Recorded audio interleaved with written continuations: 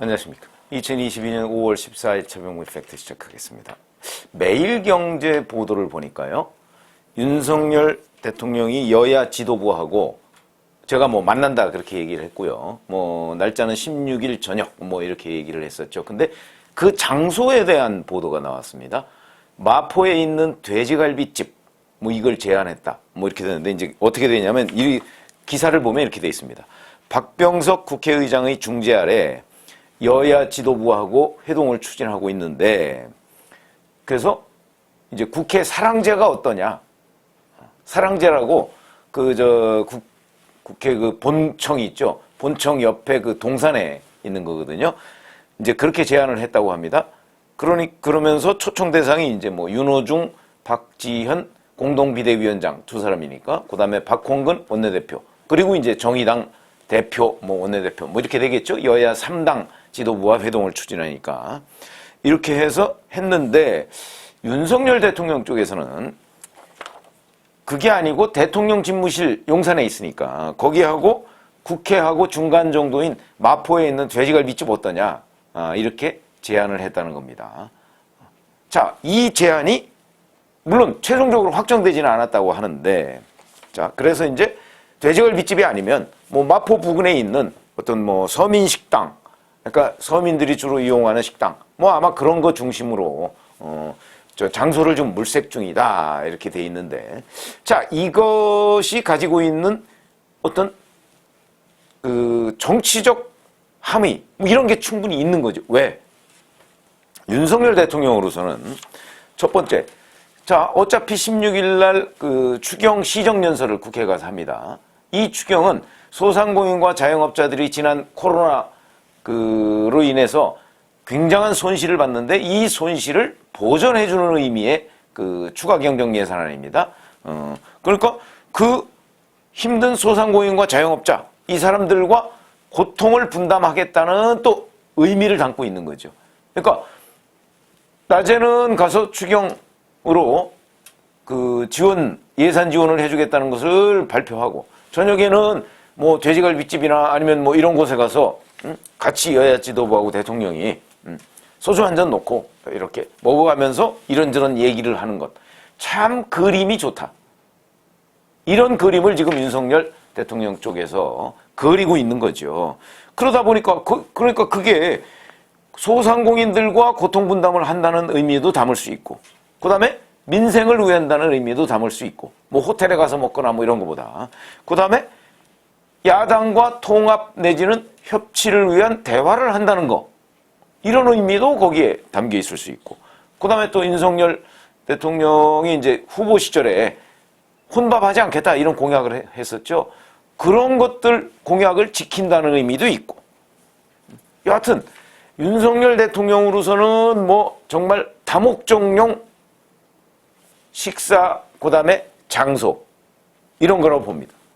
그렇게 되겠죠. 자, 이렇게 되면 이제 뭐가 문제냐. 야당이 고민이 되겠죠. 왜 그러냐. 윤석열 대통령 측이 왜 이런 제안을 했다는 것을 이제 알고 있지 않습니까? 자, 그러면 윤 대통령의 이런 식사 정치, 여기에는 또 호응을 안 하기도 그렇지 않습니까? 아니, 밥 먹어가면서 얘기하자는데 그걸 거절할 명분이 없죠. 그런데 자칫 잘못하면 또 강성 지지층들한테 들러리 선다 이런 비판을 받을 거, 이것도 굉장히 의식을 하게 될 겁니다. 더군다나 장소가 만약에 돼지갈비집으로 확정이 된다면, 그렇다면 윤 대통령 쪽이 그리고 있는 서민과 함께 호흡하는 대통령의 이미지, 여기에 이제 민주당이 들러리 섰다, 이런 게 이제 강성 지지층들은 또 눈에 불을 켜고 볼 거거든요. 그래서 아마 고민이 될 것이다. 그래서 제가 보기에는 이런저런 의미로 해서 장소를 혹시 바꾸자 이럴 가능성도 없지는 않을 것으로 보이는데, 여하튼 그것도 또 마땅하지가, 이렇게 공표가 되놓으면요, 민주당이 주장해서 예를 들어서 장소를 바꿨다라고 이야기하면 민주당은 또 소상공인이나 자영업자들의 어떤 고통, 이걸 외면하는 정당이다 이렇게 낙인 찍힐 가능성이 있거든요. 그런 점에서는 이 제안이 어찌 보면 윤 대통령 쪽으로서는 상당한 신의 한 수가 될 가능성도 있겠다. 거절했으면 좋겠는데 민주당으로서는 거절하기가 어려운 이런 제안이 될 가능성이 있다. 물론 아직 장소가 확정되지 않았습니다. 날짜도 확정되지 않았습니다. 그런 점에서 이 제안이 상당한 정도의 의미를 담고 있는 제안이고 민주당을 곤혹스럽게 만들 수 있는 제안이다. 그래서 제가 식사 정치라는 거의 일환으로 지금 소개를 해드렸고요. 그런데 우리 이런 거 한번 기억해 보시죠. 어제 또 윤석열 대통령이 1층에 기자실에 들렀습니다. 왜냐하면 지금 업무를 5층에서 보고 있죠. 임시집무실. 앞으로 이제 공사가 다 끝나면 2층에서 주로 보고 2층과 5층을 왔다 갔다 한다고 하거든요. 그런데 이제 어제는 1층 기자실에 와서 기자들하고 만나면서 제가 그 썸네일에 사진 올려놨지 않습니까? 그렇듯이 이제 뭐 앞으로도 자주 오겠다. 국민들이 날 잊으면 안 되니까 뭐 이렇게 농담도 하고 그랬는데 거기서도 또 이제 음식 얘기를 했습니다. 내부 공사가 다 끝나면 시루떡이라도 한번 먹읍시다 이렇게 얘기를 했습니다. 그러니까 이제 인수위 시절에는 왜 김치찌개 끓여주겠다 용산으로 가면 이런 얘기 한 적이 있었죠. 그러니까 그거를 이제 기자들이 일부 물어본 모양입니다. 김치찌개는 언제 하냐니까 그 주방이 아직 안 돼서요. 그러니까 식당이 되면 양을 좀 많이 끓일게요. 그래서 이게 실제 이 김치찌개 끓여서 본인이 김치찌개를 끓여서 기자들하고 같이 식사하는 모임도 아마 할 것으로 보입니다. 자, 그런데 윤석열 대통령 실제 인수위 시절에도 혼밥 안 한다 이걸 실천하면서 인수위 주변에 있는 식당 주로 돌아다녀가면서 뭐 여기저기 했죠. 남대문 시장에 가서는 그 상인들하고 같이 또 꼬리곰탕 가서 먹어가면서 뭐 이런저런 거 했죠. 그런데 그래서 이제 인수위 시절에 윤석열 당시 당선인이 돌아다닌 그 집들 뭐 이런 걸 쭉 해서 윤석열 맛집 리스트 뭐 이렇게 해서 인터넷에 돌기도 하고 그랬습니다. 근데 이게 이제 어떤 의미를 갖느냐 이런 것이죠. 제가 봐도 그렇고요. 제가 이제 전문가들한테 이렇게 왜 먹방 찍는 전문가들이 있지 않습니까? 좀 물어보면 윤석열 대통령은 본인이 원래 체구가 커서 그런지 이 먹는데 진심이 느껴진다. 뭐 그런 얘기를 많이 하더라고요. 그러니까 아마 윤석열 대통령을 모델로 해서 먹방을 찍으면 시청률이 굉장히 올라갈 것이다. 왜 그러냐? 이 먹을 때 이 표정이 굉장히 자연스럽고 그다음에 진심이 느껴진다 이거죠. 거기서. 그리고 행복해 보이고 먹을 때. 아마 그게 이제 본인이 이제 그 큰 체구를 100kg이 넘는다고 하죠. 큰 체구를 유지하는 하나의 비결일 수도 있고, 이런데, 그런 거 보면, 자, 이런 정도라면 적어도, 이게 이제 여러 가지 정치적 의미로도 상당히 혼밥을 안 한다. 이게 문재인 대통령이 이제 혼밥을 자주 한다. 이런 것들 때문에 처음에는 문재인 대통령과 나는 차별화하겠다. 이런 의미로 혼밥 안 한다. 이런 얘기를 했을지 모르겠으나, 실질적으로 보면 혼밥 안 하는 걸 실천을 하고 있고 이게 본인이 좋아야 하는 거죠. 그렇게 본다면 이것을 이제 정치적으로 해석해 보자면 누구랑 같이 먹는다, 식사를 같이 한다, 혼자 안 먹는다, 이런 것들은 소통의 상징이 될 수 있습니다. 그러니까 이게 새로운 윤석열 브랜드가 될 수가 있다는 거죠. 정치인으로서는 굉장히 중요한 대목입니다. 혼밥 안 하고 누구랑 늘 식사를 같이 하면서 대화를 한다.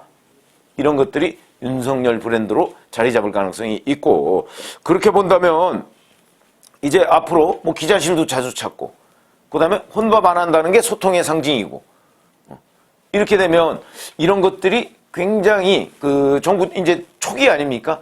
초기에 어떤 대통령에 대한 호감도 이런 거를 높이는데 상당히 기여할 것으로 보이는데 문제는 이제 지속성이죠. 얼마나 자주 이렇게 할 것이고 앞으로도 계속 할 것이냐. 제가 보기에는 일단 6월 1일 지방선거까지는 지속적으로 할 것으로 보이고 자, 만약에 그 이후에 이제 이런 것들이 문제죠. 지금 이제 민주당에서 나온 패널들 이런 사람들이 지적하는데 일리가 전혀 없는 건 아닙니다. 만약에 이제 윤석열 정부가 약간 어려운 국면에 들어갔을 때 어제는 이제 김성회 종교다문화 비서관 자진 사퇴 형식으로 이제 정리가 됐는데 그 기자실을 찾았을 때는 그 문제가 정리가 안 됐을 때입니다. 그러니까 기자들이 질문을 했을 거 아니겠습니까? 김성회 비서관은 자진 사퇴 시키느냐 이러니까 거기에 대해서 이것도 이제 윤 대통령으로서는 좀 곤란한 질문입니다. 그걸 어떻게 답변하겠는가 이렇게 좀 주목해서 봤는데 우리도 언론에서 나오는 보도를 다 보고 있습니다라고 얘기를 하더군요. 그리고 나서 기자실에서 이제 윤 대통령이 나가고 나서 얼마 안 있다가 김성회 비서관이 자진 사퇴를 했습니다. 이런 걸 보면 글쎄요, 뭐 본인이 이제 어려운 그 질문, 난처한 질문 같은 것 또는 그런 상황이 했을 때도 과연 기자들과의 소통을 게을리하지 않는 그런 상황이 될 것인가? 이 부분에 관해서 이제 민주당 패널들이 의문을 제기하는데 저도 뭐 그런 부분은 뭐 똑같이 의문입니다. 그러니까 어려운 질문이 굉장히 나오고 곤혹스러울 때 과연 기자실을 찾느냐? 또는 그럴 때 출퇴근하면서 기자들을 만날 것인가? 왜냐면 그거 굉장히 중요한 대목이죠. 거기는 제가 뭐 저도 그렇고 누구도 그렇고 섣불리 그렇게 계속 할 것이다 이렇게 단정하기는 어려울 겁니다. 그게 사실은 꼭 바람직한 것도 아니죠.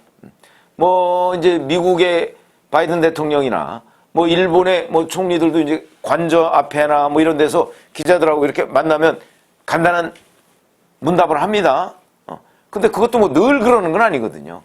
그런 점에서 본다면 이제 본인이 뭐 말을 해야 할 때도 있고 그다음에 하지 말아야 할 때도 있을 겁니다. 뭐 그런 것들을 이제 가려서 하되 전체적으로 보면 자꾸 기자들을 피한다 이런 인상을 주지 않으면 되는 거거든요.